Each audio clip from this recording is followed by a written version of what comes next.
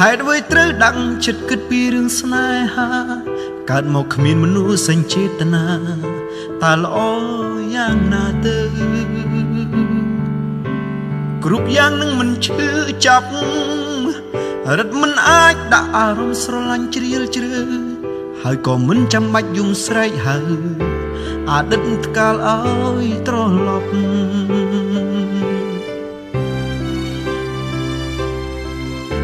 មនុស្សស្មោះមានប៉ុន្មានអ្នកមិនដេចខ្ញុំឆ្វាក់តែស្រីចិត្តកាកៃឃើញខ្ញុំស្លូតរឹតបានដៃបដូរស្នេហ៍ពី3ឡើងដល់10ស្រីស្មងលើលោកនេះមានម្នាក់សម្រាប់ខ្ញុំឬអត់បើមានសុំស្គាល់មុខផងតើបានទេខ្ញុំចង់ភ្ជាប់និស្ស័យ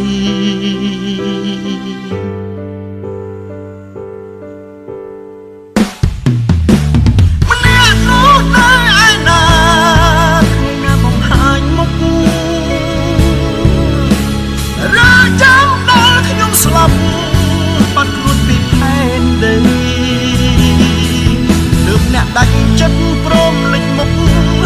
ឬចាំដល់ជាតិថ្មីតើបាត់ប្រយោជន៍អីបើខ្ញុំត្រូវការអ្នកជាតិនឹង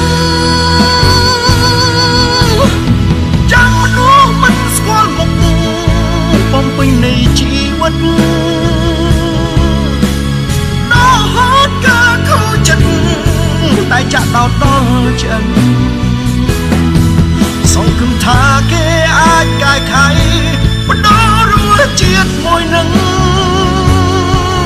ទៅជាស្នាមញញឹមមិនមែនស្នាមឈឺចាប់ដូចពេលស្គាល់អ្នកមុនឡើ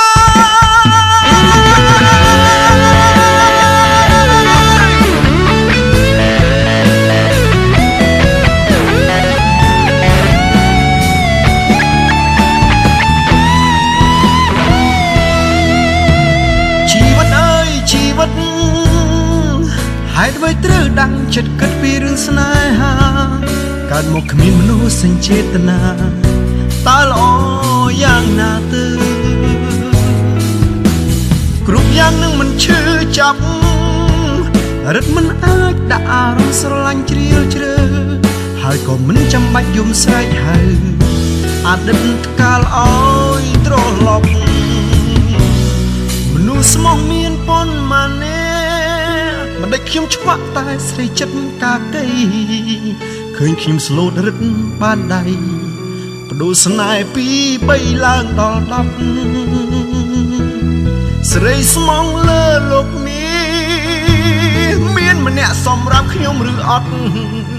បើសិនមានសុខស្គាល់មុខផងតើបានទេខ្ញុំចង់ភ្ជាប់និស្ស័យ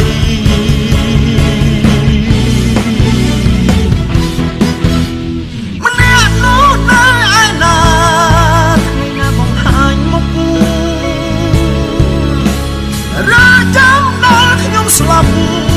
បាត់ខ្លួនពីផែនដីទើបអ្នកដាច់ចិត្តព្រមលេចមុខឬចាំដល់ជាតិថ្មីតើបាត់ប្រយោជន៍អីបើខ្ញុំត្រូវការអ្នកជាតិនឹងចាំមនុស្សមិនស្គាល់មុខបំពេញនៃជីវិតដល់ហត់ក៏ខូចចិត្តតែចាក់ដល់ឆ្អឹងសង្ឃឹមថាគេអាចកែខៃបដូររសជាតិមួយនឹងទៅជាស្នាមញញឹមមិនមែនស្នាមឈឺចាប់នោះទេ